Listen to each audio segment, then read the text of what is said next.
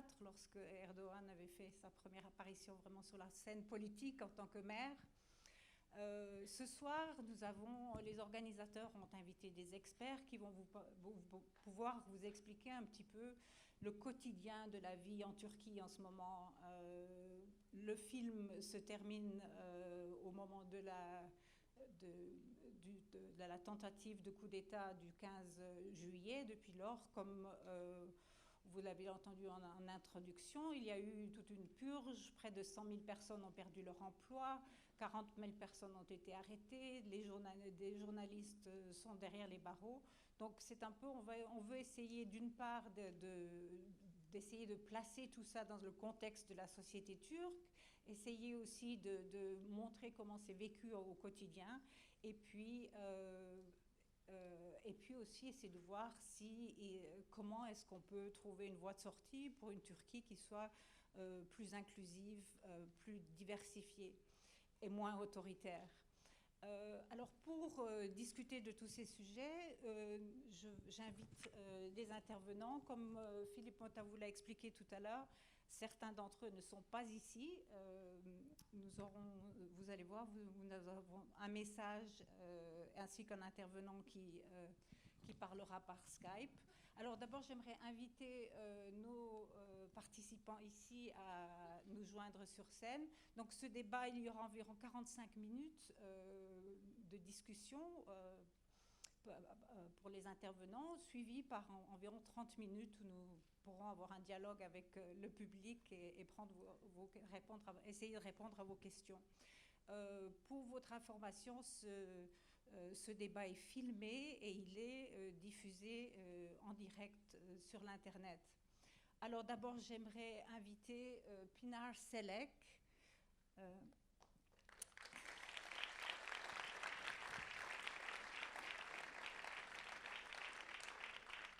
Alors, Pinar est une sociologue, une féministe, une antimilitariste, activiste, qui défend toutes sortes de minorités. Opprimées, voilà. Et puis, si tu peux peut-être prendre ta place, et puis on va bientôt passer au débat. Ensuite, je voudrais inviter Yavuz Baydar.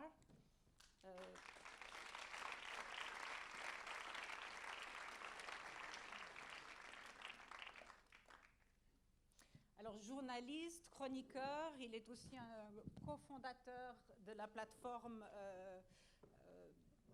P24, P24, right? Yes, qui est une plateforme pour les médias indépendants. Il vit actuellement en exil. Pinar également d'ailleurs, depuis plus longtemps, depuis 7 ans. Vous entendez pas? Ok, je vais essayer de parler plus fort. Ensuite, j'aimerais inviter le docteur Niels Melzer, qui est...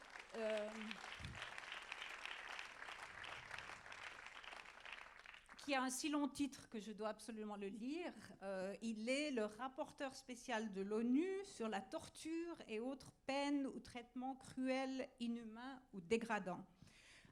Il a fait une visite en Turquie tout récemment, donc il pourra nous raconter ce qu'il a vu dans les prisons turques, puisqu'il a eu l'occasion pendant 6 jours de visiter des prisons dans différents coins du pays.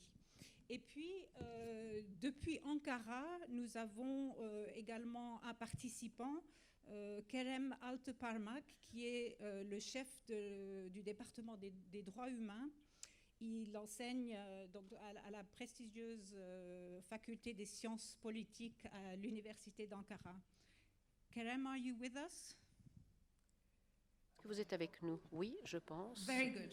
Okay. Formidable. So before we start Avant de commencer le débat, nous souhaiterions... Avant de commencer le débat, là, on va vous montrer un message qui a été enregistré par Aslı Erdoğan, qui est une romancière, une écrivaine, qui a été arrêtée au mois d'août.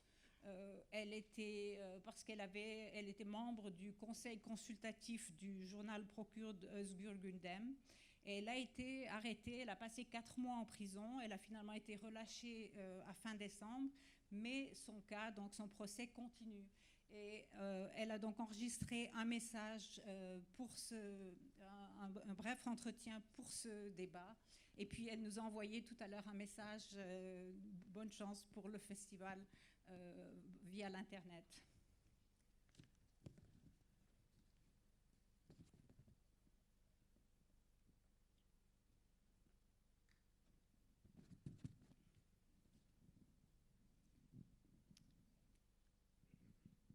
Send my best Voilà. regards from Istanbul to International Film Festival and Forum on Human Rights in Geneva.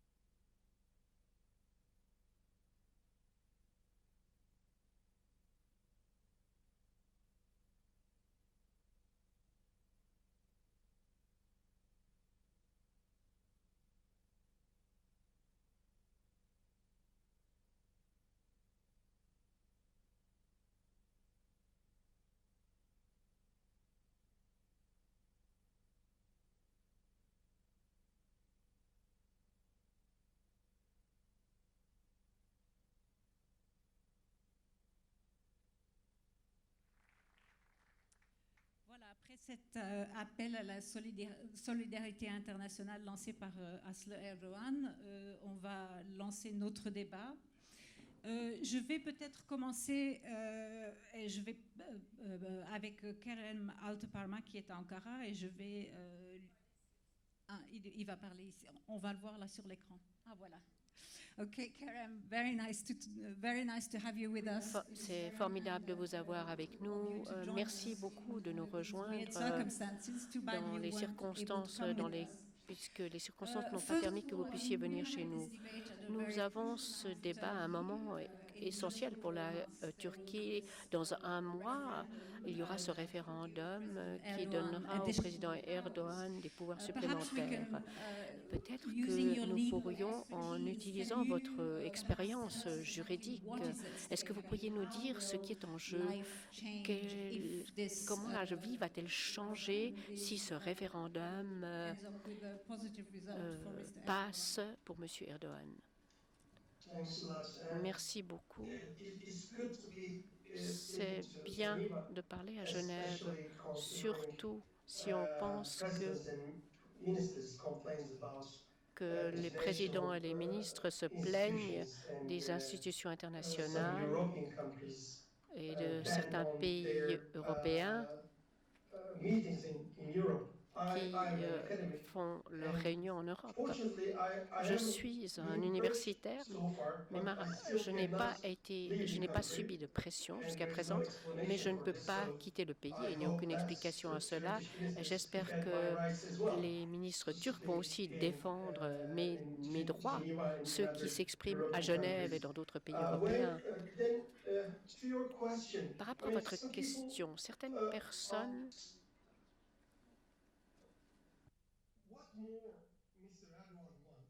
qu'est-ce que M. Erdoğan aimerait avoir en plus, puisque maintenant il contrôle pratiquement tout, y compris le système judiciaire et aussi la Cour constitutionnelle même.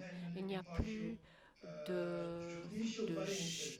d'organes juridiques indépendants et impartials. Et ça, c'est quelque chose de très important parce que certaines des institutions du Conseil de l'Europe continuent à supposer qu'il y a une cour constitutionnelle indépendante en Turquie. Mais le président se fait du souci parce qu'il craint que les choses qui se sont passées en 2015 se reproduisent. Et il n'a pas confiance en son propre parti.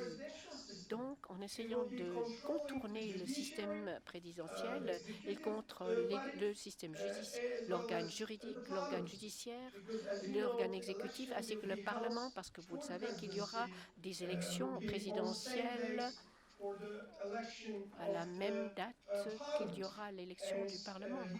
Donc, il va nommer soit directement, soit par le biais d'une majorité parlementaire, tous les membres de la Cour constitutionnelle, ainsi que tous les membres du parquet et du procureur général.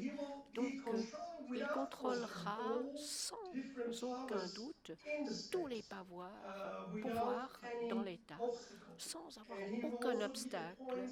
Et il va également nommer des fonctionnaires de haut niveau et il a une nouvelle proposition de constitution. On ne sait pas qui est inclus, mais toutes les positions, évidemment, des positions importantes seront occupées par des gens qu'il aura nommés. Donc, à cela s'ajoute encore une chose. Il a dû commencer autre chose. Si on voit toute l'évolution par rapport à ce contexte, par exemple, même avant le 15 juillet, l'immunité des parlementaires a été supprimée. Et différentes commissions ont qualifié cela d'une tentative de cibler certains partis qui étaient opposés à lui. La plupart des parlementaires HDP sont devant les tribunaux. Donc,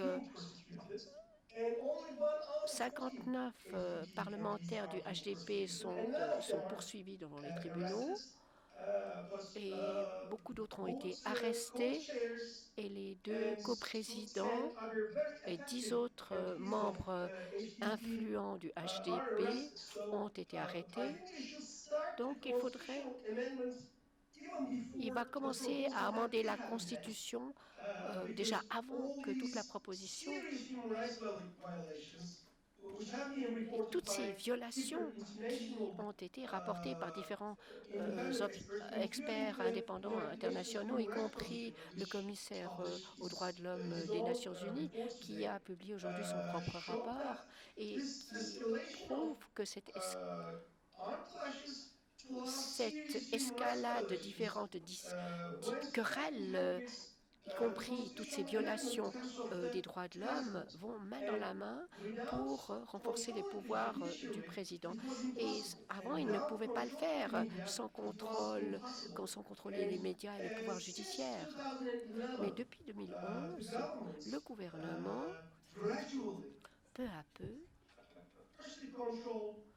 a commencé à contrôler les médias et le système judiciaire. Après la tentative de coup d'État, il a réussi, par sa purge, à limoger un grand nombre de procureurs, y compris 2 membres de la Cour constitutionnelle, ainsi que d'autres juges de la Cour suprême. Et il a fermé 150 différentes entreprises de médias. Il a envoyé 150 journalistes en prison. Il a pris encore d'autres mesures similaires. Donc, il a créé toute une infrastructure pour faire passer sa proposition. Merci beaucoup, Kellen. Peut-être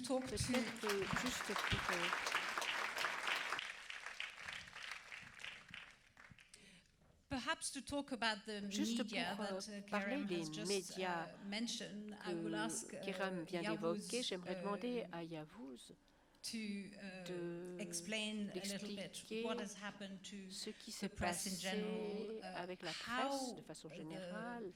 It's been a gradual process, but comment perhaps ce I'd like to processus get also some progressif personal experiences s'est développé. Peut-être que vous avez and to get a sense of what it is like vous to pouvez nous faire part de votre expérience personnelle et de ce que today. cela implique de travailler dans un environnement de médias comme la Turquie aujourd'hui. Si vous le permettez, j'aimerais juste simplifier les choses et résumer ce que Kerem vient de dire avec une comparaison. L'équipe de football la plus populaire en Suisse, c'est celle de Bâle, oui, en Suisse. Dans le cas du référendum, donc, les votants vont choisir le président du club de foot de Bâle, qui aura non seulement le droit d'être le président du club de foot de Bâle, mais il sera aussi le président de la fédération suisse de football. Non seulement ça, il aura également le droit de choisir et d'élire les membres de la commission des arbitres suisses. Il aura également le droit de nommer les membres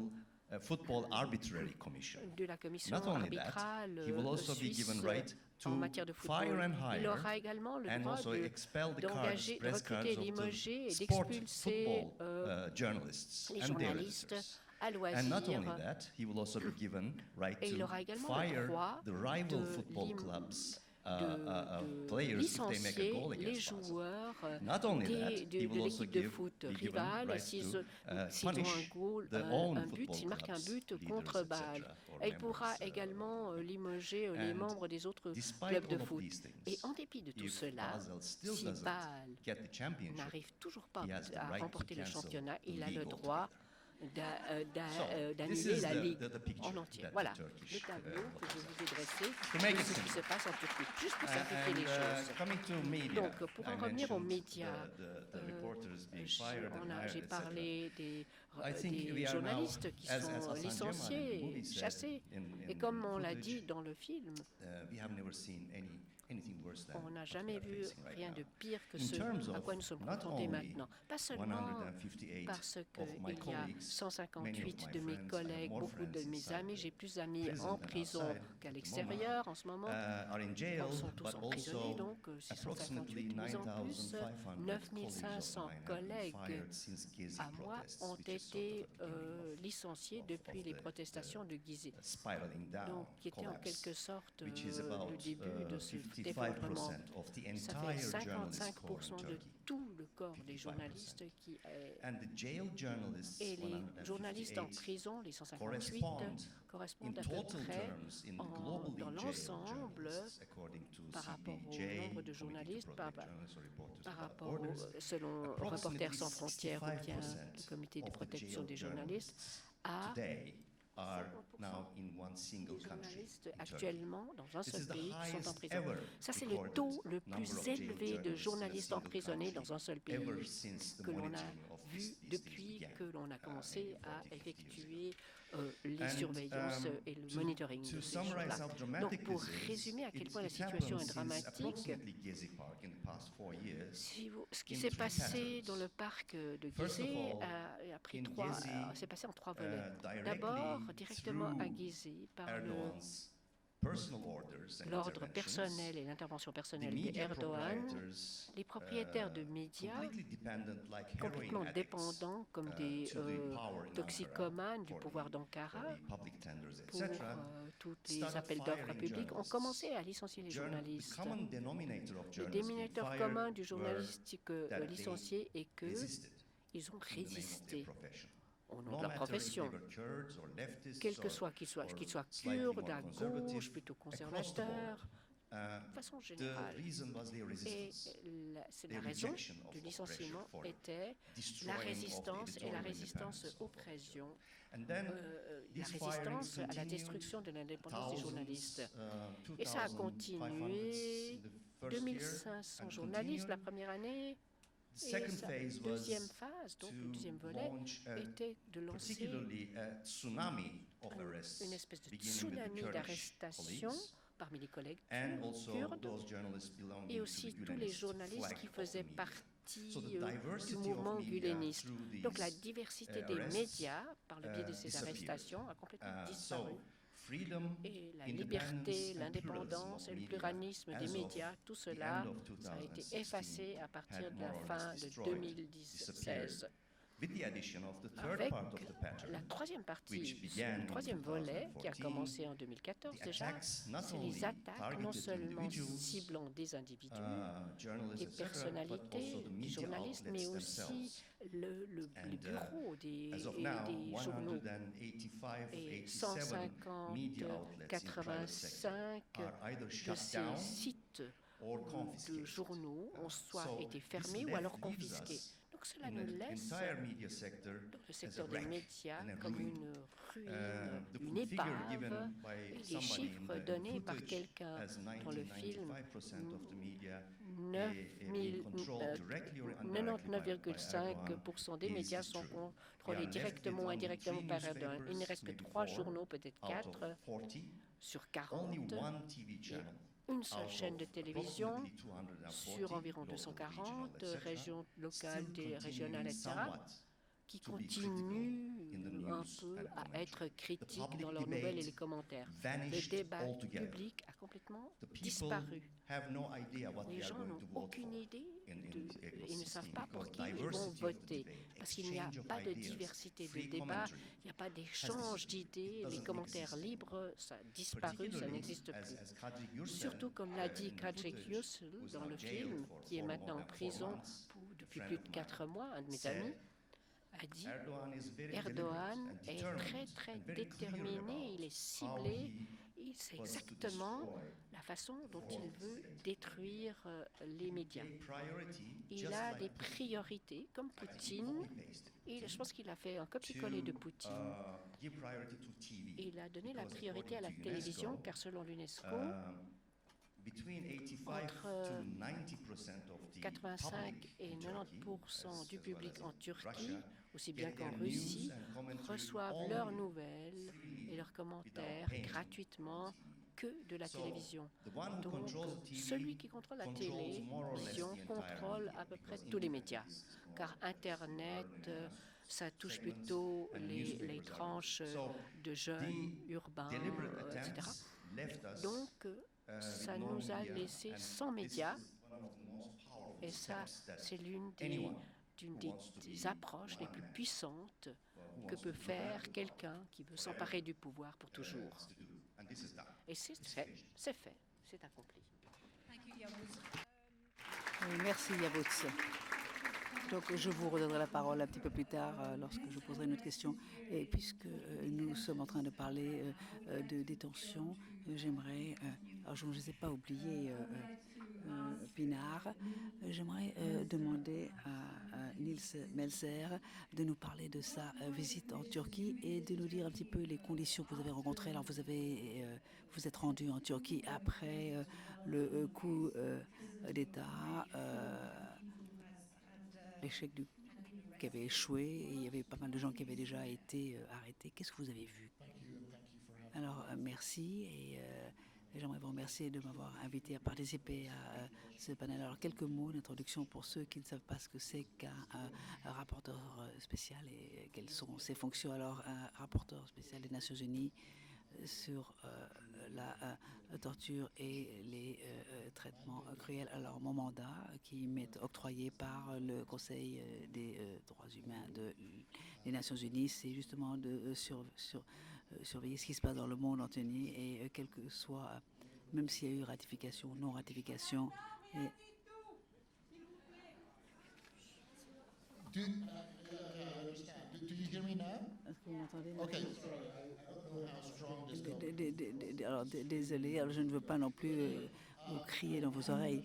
Alors, donc j'ai reçu un mandat d'assurer la surveillance et le respect justement des lois qui interdisent la torture et les traitements dégradants et inhumains. Alors je le fais de 3 façons différentes. Alors je reçois bien sûr des dénonciations individuelles de victimes de torture ou des membres de famille ou de ONG ou aussi des avocats de victimes potentielles, de personnes en détention. Et on m'envoie aussi des demandes d'intervenir auprès des gouvernements en question pour leur assurer une protection. Ça, ce sont la voie des plaintes individuelles. Mon deuxième responsabilité est de faire justement de rendre visite dans des lieux de détention et d'interviewer des personnes qui sont détenues. Et le troisième volet de mon activité, c'est de faire des rapports sur certains thèmes. Ça pourrait être la détention des journalistes, ça pourrait aussi leur traitement inhumain, ça peut être la peine de mort. Et ça dépend bien sûr de ce qui a été décidé par la Commission des droits humains lorsque je me rends dans tel ou tel pays. Alors je le fais bien sûr suite à une invitation de pays. Je ne peux pas y aller sans que le pays soit d'accord. Et bien sûr, il y a bien sûr il y a des termes dans mon mandat. Il faut bien les comprendre et pour arriver à évaluer ce que j'y faisais. Et ces terms of reference, ces termes du mandat, c'est que pendant la durée de ma visite, je vais demander l'accès à tout endroit où il peut y avoir des gens qui ont été privés de liberté. Ce n'est pas forcément des prisons officielles, ça peut aussi être des unités psychiatriques, ça peut être des lieux de détention, des postes de police, des hôpitaux et ainsi de suite. Alors, est-ce que vous avez obtenu cet accès en Turquie? Oui, j'ai pu avoir accès à tous les endroits où je voulais me rendre. Et ensuite, je exige aussi d'avoir accès à toute personne détenue. Je peux déterminer l'identité de ces gens, soit avant de venir ou une fois que je suis sur place, et je dois pouvoir les voir sans témoin. Et ces conditions je veux dire, ont été respectées à la lettre lors de mon séjour là-bas. Mais bien sûr, elle n'a pas duré très longtemps. Ma visite a duré une semaine. C'est un pays immense et une population de 80 millions d'habitants et 200 000 détenus et il y a 50 000 gardiens.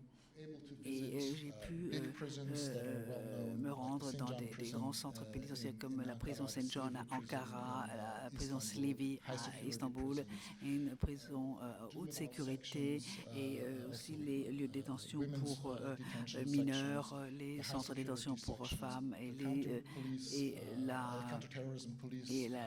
lieux les lieux de détention pour le contre-terrorisme dans le sud-est et Diyarbakir et différents lieux de détention. Je me suis rendu dans 10 lieux de détention. Bien sûr que cela ne représente pas la situation tout entière. Excusez-moi si vous me permettez de vous interrompre. Alors, après le coup d'État manqué, on a vu des images d'officiers qui étaient ensanglantés, couverts de bleu. Est-ce que vous avez pu soulever des questions?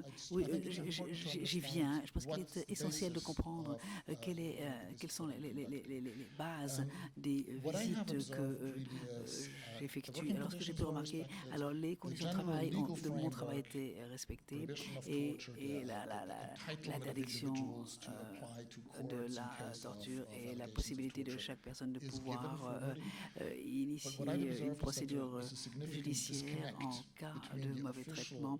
Mais il y avait aussi une déconnexion entre la politique de zéro tolérance de torture et tout le monde, bien sûr, s'y est engagé et la réalité qu'il y a sur le terrain. Et il y a donc deux situations. J'aimerais faire une distinction. La première qui a trait au coût et les affirmations que nous avons réunies et pendant les deux premières semaines après le coup, il y a eu énormément de mauvais traitements dans tous les lieux de détention où les gens étaient détenus pour leur justement soi-disant implication dans les coups. Et après 3 semaines, donc ces mauvais traitements se sont arrêtés. Alors bien sûr, ce qui a continué, c'est les arrestations, les détentions. Et il y avait bien sûr, il n'y avait pas assez de place dans les prisons parce qu'il y avait un afflux massif.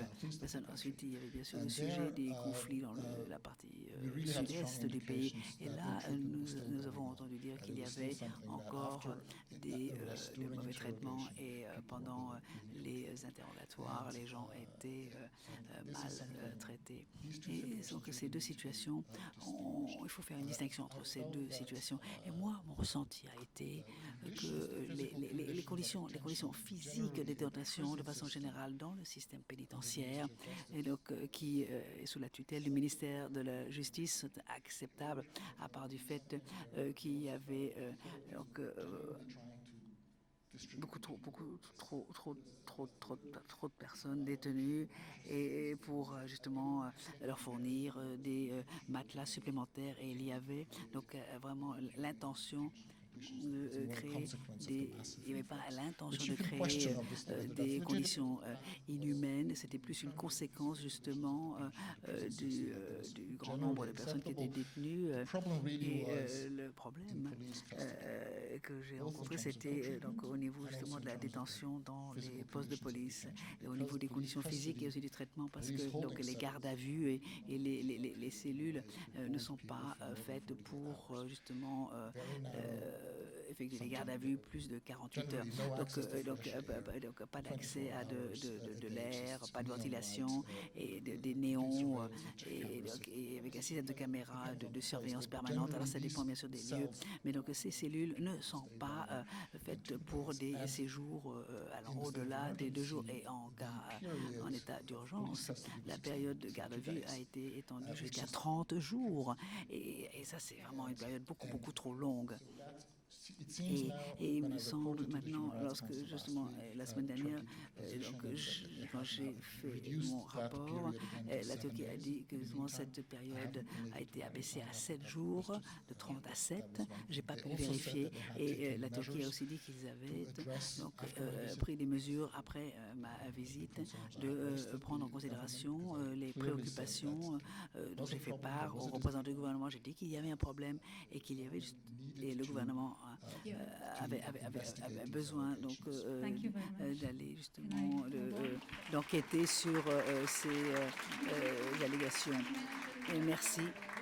Et vous avez parlé de la situation dans les prisons dans le sud-est de la Turquie. Aujourd'hui, le commissaire des droits humains a fait un rapport épouvantable sur la situation dans le sud-est de la Turquie et le conflit entre l'État turc et le PKK depuis juillet 2015 et la situation s'est détériorée de façon catastrophique.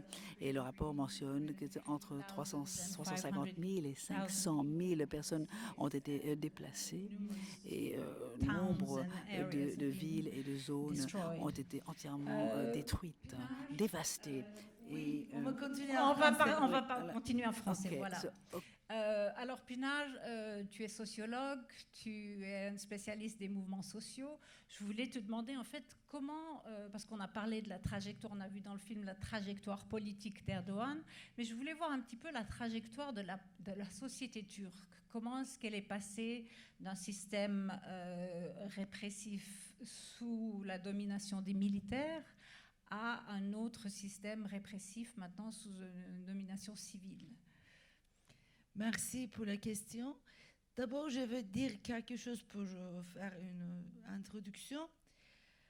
Bonsoir, entre autres. Ni Erdogan, ni ce gouvernement n'est pas tombé du ciel. Et il faut savoir qu'il y a une continuité. Il faut bien comprendre que maintenant, la Turquie, elle passe dans un tunnel d'horreur, c'est sûr. Mais ce tunnel, nous, on est grandi dedans. Et depuis très longtemps. Depuis même avant la construction de la République. Depuis le génocide des Arméniens. Depuis la construction de la nation turque et de l'État-nation turque. Donc, c'était toujours un pays militariste et nationaliste. Tous les poètes qu'on aimait, comme Nazım Hikmet, ils ont été des dizaines d'années en prison. Moi, je savais bien quand j'étais petite, pour être intellectuel ou militant ou un être humain normal, il faut ou envisager l'exil ou la prison ou la mort. Et dans les années 90, entre 90 et 94, il y a, je crois que 20 000 personnes sont mortes, des intellectuels, des journalistes, plein de gens qui sont morts et on ne sait pas qui sont les... Et quand j'étais en prison, par exemple, entre 98 et 2000, il y avait 45 000 prisonniers politiques. Il n'y avait pas encore ce gouvernement. Et il y avait des dortoirs à l'époque. Dans mon quartier, des filles, à peu près on était 100 personnes. Et 80 personnes étaient violées sexuellement. Ouais. Et après, ils ont fait l'opération. C'était avant Erdogan, parce que nous solidarisons. Ils ont construit des prisons isolement. C'était avant Erdogan. Et il y avait à peu près 100 personnes qui sont mortes à côté de moi. Donc, on était toujours dans cette tunnel d'horreur. Je peux juste peut-être résumer ton cas. Donc, tu avais été arrêté en 1998, n'est-ce pas Oui, les Suisses disent 98. Voilà, 98. Donc, pour tes recherches sur les Kurdes, n'est-ce pas? Et puis ensuite, à peu près 2 mois plus tard... Ils ont demandé les noms des personnes que j'ai interviewées. Je n'ai pas donné les noms, etc., etc. Tout à fait. Et ensuite, il y avait eu une explosion au bazar égyptien d'Istanbul, une explosion mortelle. Et tout d'un coup, 2 mois après son incarcération, elle s'est vue accusée d'avoir causé cette explosion, en fait. J'étais en prison, aux télévisions, quand j'ai appris. Mais il y avait plein de cas comme ça. Et je n'étais pas seule. Moi, j'étais très médiatique, mais il y avait plein de gens qui étaient dans les mêmes conditions aussi. Et le problème, c'est que mon cas, il est devenu international quand j'ai quitté la Turquie. Mais quand j'étais en Turquie, j'étais très populaire, tout le monde me connaissait, mais ce n'était pas internationalisé encore. Il y a plein de cas comme ça. Et c'était avant Erdogan. Et je n'exagère pas, dans mon dortoir, et à peu près 90% des filles étaient violées sexuellement. Tous les nuits, on entendait ça. Et moi, j'étais 2 ans et demi en prison, et ce n'étaient pas les mêmes conditions de maintenant. Et maintenant aussi, il y a beaucoup de difficultés, mais vraiment, c'est incomparable. Moi, les tortures que j'ai vécues, je ne pouvais pas bouger mes doigts 1 année à peu près. Vous voyez, c'était tout cassé. Donc, je veux dire qu'à partir du génocide des Arméniens, à partir de la construction de cet État turc et de la nation turque, il y avait toujours la répression mortale et très dure. Et donc, le système judiciaire aussi. Le système judiciaire aussi. Ouais. Pienaar a été acquitté 4 fois pour son cas. Je ne suis pas dans mon assiette. Je suis maintenant le procureur a refait l'appel à la Cour suprême. On attend des décisions. C'est une période assez dure pour moi. Mais entre-temps, il se passe des choses. La Turquie, c'est un pays en même temps qui a beaucoup de résistance depuis très longtemps. Mais jusqu'aux années 80, cette résistance était radicalisée. Quand il y a une répression, les mouvements, la contestation se radicalisent. Mais à partir des années 80, il y a beaucoup de causes, mais on n'a pas le temps, donc je ne veux pas raconter les causes. Mais par exemple, peut-être entre vous, il y a des gens qui ont vu les manifestations de Place Taksim. Et tout le monde a été étonné. Nous, non. Et comme Erdogan, il n'est pas tombé du ciel. Il s'appuie dans les transformations de l'espace militant parce qu'à partir de 80, des nouveaux mouvements contestataires qui ont émergé, les mouvements féministes, antimilitaristes et les LGBT, beaucoup de mouvements écologistes sociaux, libertaires, mais qui travaillent non violents et qui travaillent sur le terrain. Et c'est comme des fourmis partout, mais vraiment. Et ils ont créé une tactique d'adaptation dans ce terrain de répression. Et la répression aussi a créé les convergences. Et il y a eu beaucoup de conflits entre les groupes, entre les mouvements kurdes. Ils disaient l'homosexualité, c'est la perversité bourgeoise ou le féminisme. Mais après, au moment donné, dans 2 ans de convergence, ça ne sert à rien, mais dans 5 ans, 6 ans, il y a eu des conflits internes et des transformations dans tous les mouvements. Donc, c'est créé maintenant un mouvement assez important.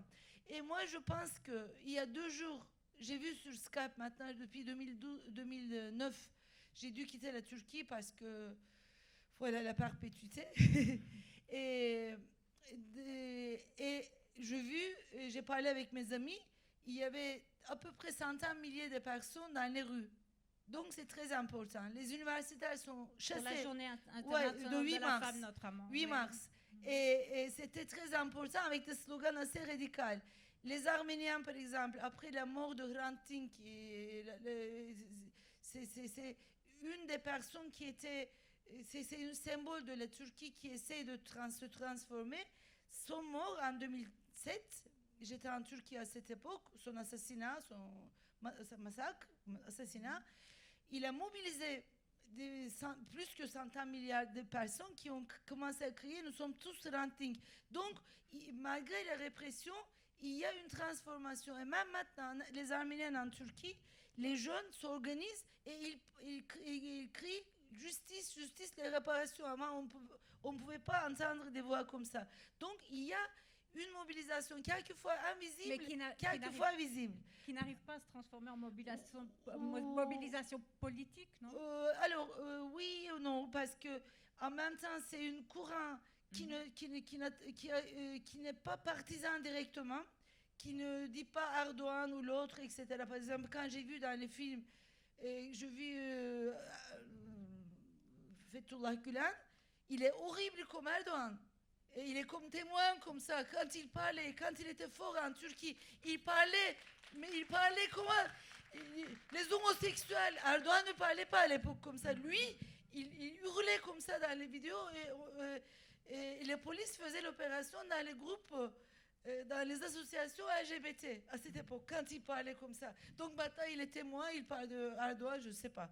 Mais pour Donc, nous, ils sont tous ensemble, comme entre Poutine et Trump, à un moment donné, ils sont ensemble, après ils sont séparés. Mais nous étions tous toujours contre et nous luttions pour transformer la société. Mais les partis politiques, en général, ne représentent pas ça. Mais à un moment donné, il y a 2 ans, quand HDP, en tant que coalition des Kurdes et des féministes et des mouvements de gauche, a essayé de se montrer. C'était très important.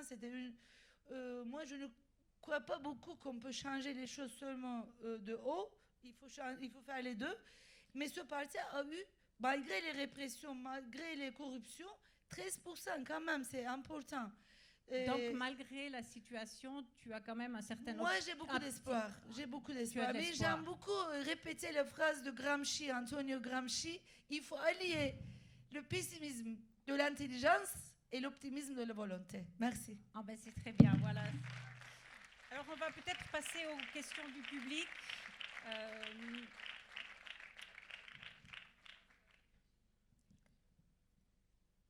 Alors, qui a des questions? Voilà, il y a une question. Alors, je vous demanderai donc d'avoir des questions brèves, si possible, et de ne pas faire de déclarations, mais vraiment d'avoir des questions, et de dire à qui vous voulez adresser vos questions. Ça va peut-être plus vite. İyi akşamlar. C'est plutôt pour Madame Buguet et Monsieur Baydar. J'ai une question. C'est très intéressant, ni dans le film, ni dans le débat, on ne parle même pas de CHP, le deuxième parti de Turquie. Dans 1 minute, on ne peut pas parler de tout. Non, mais quand même, c'est intéressant. Comment vous, aujourd'hui, il y a une évidence que HDP et CHP doivent faire une alliance parce qu'il y a beaucoup de problèmes fondamentaux. Pourquoi vous pensez que les leaders et les électeurs de CHP ne répondent pas le main tenu par HDP et qui empêche d'avoir une alliance qui peut faire facilement 40% et qui peut bouger les choses un peu plus. D'accord, donc, ouais. Qui a d'autres questions? On répondra, on prend 2-3 questions et puis on va essayer de répondre. Ah, voilà. Et puis on vous voit. D'accord.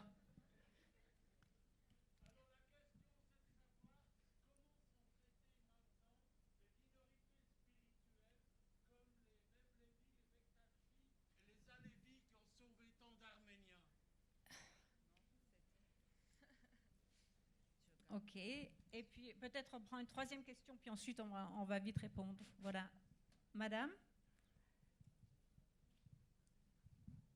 Oui, merci. Moi, ce qui m'intéresserait, c'est en tant que citoyenne suissesse vivant ici, je pense que c'est aux Turcs de faire en sorte que ça aille mieux, mais je pense que nous avons aussi un rôle à jouer en tant que citoyen ou en tant qu'État, et ce qui m'intéresse, c'est qu'est-ce que vous pensez que les Suisses et la Suisse peuvent faire pour faire que les choses changent? En d'autres termes, un exemple, est-ce que vous pensez qu'un boycott peut être utile ou pas? Voilà, j'attends un peu vos réponses. D'accord. Yavuz, peut-être que tu peux...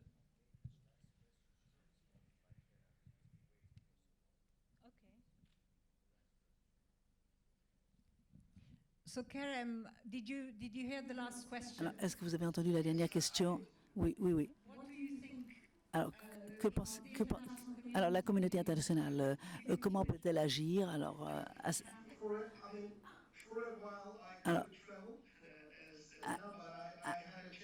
j'ai eu la possibilité de rencontrer des diplomates de différents pays, et pas juste des diplomates, mais aussi des politiques, y compris des hommes et des femmes politiques en Suisse. Et je leur ai dit la chose suivante: pourquoi ne pas initier une procédure à la Cour européenne des droits de l'homme, la Turquie, contre la Turquie, et la Cour européenne a peur de juger trop d'affaires de Turquie et de justement utiliser les recours domestiques. Et plus de 40 000 personnes ont été arrêtées, et les mécanismes locaux, les recours locaux ne fonctionnent pas. Et les mécanismes de soft law international et des rapporteurs spéciaux ne fonctionnent pas, parce que le seul instrument international qui peut avoir un impact c'est la Cour des droits de l'homme. Et donc, il faut que les citoyens des pays européens forcent justement leur gouvernement à initier des procédures judiciaires contre la Turquie à la Cour des droits de l'homme. Et il ne faut pas avoir peur de le faire pour des raisons politiques. Et moi, j'encouragerais tout le monde d'inciter leur gouvernement à le faire. Alors est-ce que les citoyens peuvent faire quelque chose à leur niveau? Oui. La Cour européenne des droits de l'homme donc leur disent toujours il faut bien sûr utiliser tous les recours domestiques. Et moi, j'essaie d'expliquer pourquoi ça ne marche pas. Et la Cour va devoir décider de certains cas impliquant des journalistes. Et il y a des, y compris Kaveh Ljuset, qui est un ami à moi, et j'espère que leur cas sera décidé par la Cour Kadi Youssek en 2017.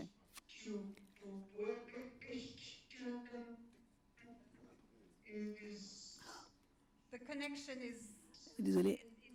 La liaison est pas très bonne, je suis désolée.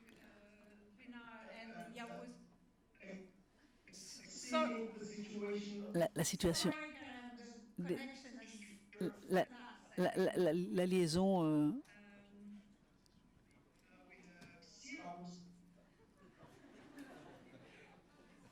Sorry, we lost you. On vous a perdu. Can you perhaps quickly talk about the lack of opposition? Vous parlez du manque d'opposition. Je pense qu'en dépit de l'interruption, je peux vraiment parler de cela. Je vais continuer à dire que il y a deux choses que je dis lorsque je m'adresse aux gens à Madrid notamment et en Allemagne. Il y a deux choses. Surtout, l'Allemagne a fait une très grande erreur en signant cet accord sur les réfugiés, car cela lui donnait à ce dictateur en fait le pouvoir de dicter sa volonté et en quelque sorte de pervertir les valeurs européennes. Et je pense que le terme serait de n'apaisez pas, mais engagez-vous, car ce sera une immense bataille juridique à partir de maintenant. La partie de la bataille politique est perdue parce que l'Union européenne a perdu ses moyens de levier. Et je pense que ce sont les batailles juridiques qui vont entrer. Et ça, ce sont les associations, les barreaux, les associations d'avocats, tous les experts juridiques qui doivent prendre fait et cause pour les opprimés en Turquie, quel que soit le type d'oppression qu'ils subissent. Deuxièmement, c'est une proposition, si vous le permettez.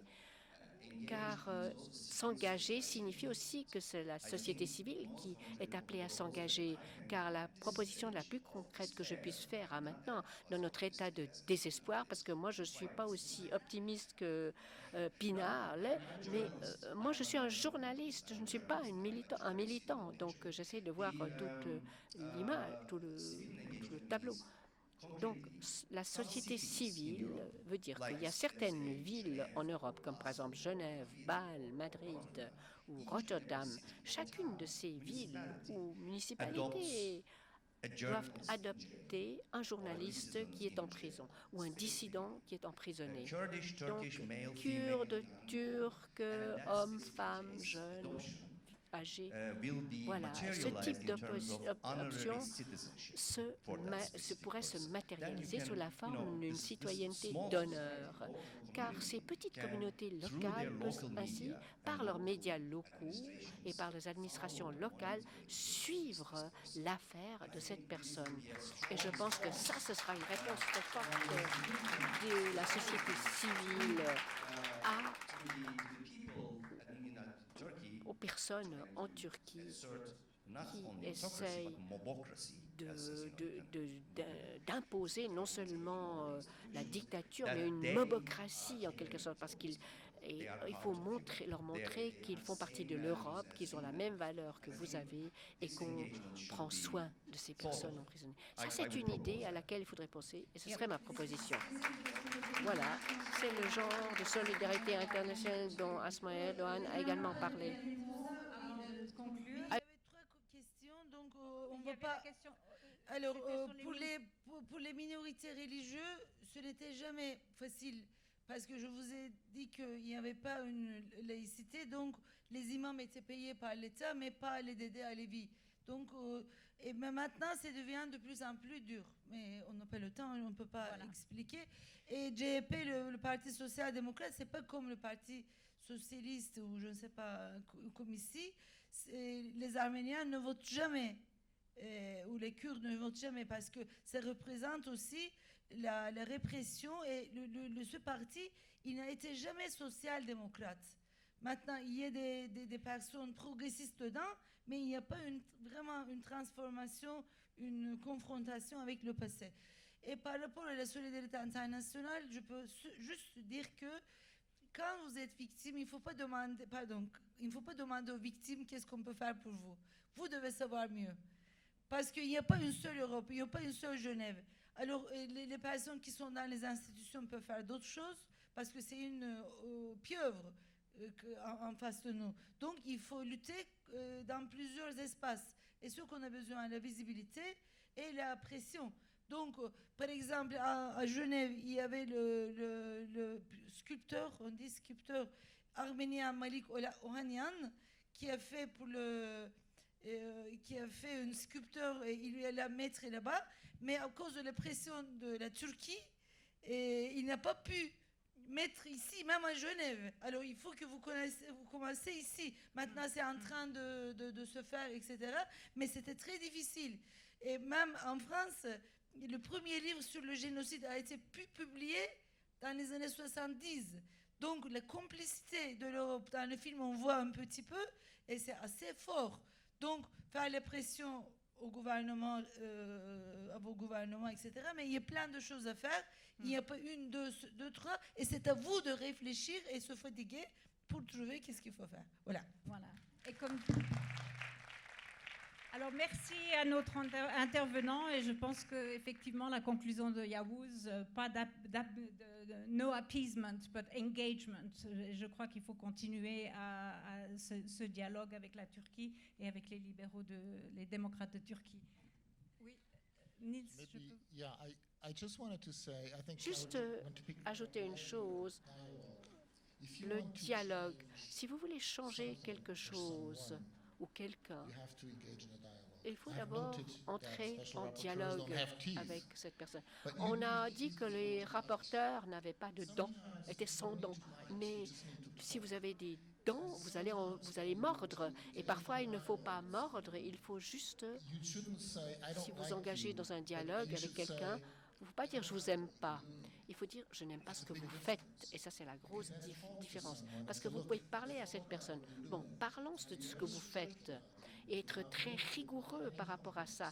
Et n'admettre aucun compromis. Mais continuer à s'engager. Et si on est engagé dans ce dialogue, alors à ce moment-là, on peut exercer une influence sur le système. Et je pense que c'est très important pour les États. Pour ce qui est au niveau individuel, et là, c'est très important que chacun d'entre vous et d'entre nous assume une responsabilité et soit alerte par rapport à ce qui se passe dans nos propres pays en matière de droits de l'homme. Aucun pays n'est bon complètement en matière de droits de l'homme. Même dans nos propres pays, mon pays, c'est la Suisse, là aussi, il peut y avoir des problèmes avec les migrants. Mais regardez cela. J'ai dit que tout le monde doit regarder son propre pays pour s'assurer que son propre environnement est vraiment plus ou moins quand même correct en matière de droits de l'homme. Je pense qu'il faut qu'on finisse le débat maintenant. Question que nous n'entendons pas, malheureusement. Sans micro, nous n'entendons pas la question. Oui. Vous voulez que je m'en pose la question en français ou en anglais? Je suis à moitié kurde et je voulais demander au rapporteur spécial si, lorsque vous êtes allé en Turquie, est-ce que vous avez pris le temps de visiter les prisonniers d'origine kurde? Et est-ce que vous avez rencontré Öcalan? Est-ce que vous pourriez nous dire quelque chose sur son état mental par rapport et aussi sur ses conditions de détention? Voilà, c'est tout. Oui, j'ai effectivement visité le sud-est du pays. J'ai vu Tchalnouf. Je n'ai pas rendu visite à Öcalan. J'avais décidé de ne pas rendre visite à aucun prisonnier célèbre, car je n'avais que 5 jours de visite. Et si je commençais à rendre visite aux célébrités, je n'aurais vu que des célébrités et personne d'autre. Et moi, je pensais que mon mandat était de me faire une idée générale sur ceux dont on ne se préoccupe pas dans le public. Donc, j'ai vu des personnes qui ont été arrêtées par rapport au conflit dans le sud-est. Ok, je suis désolée, on arrive au bout de notre... Ah, il y a encore...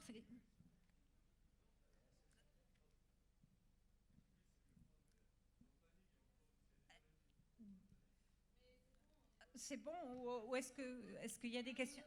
Est-ce qu'il y a des questions urgentes? Non, je crois qu'on est arrivé au bout là. Alors merci beaucoup à nos intervenants et on vous souhaite à tous une très bonne fin de soirée et merci d'être venus.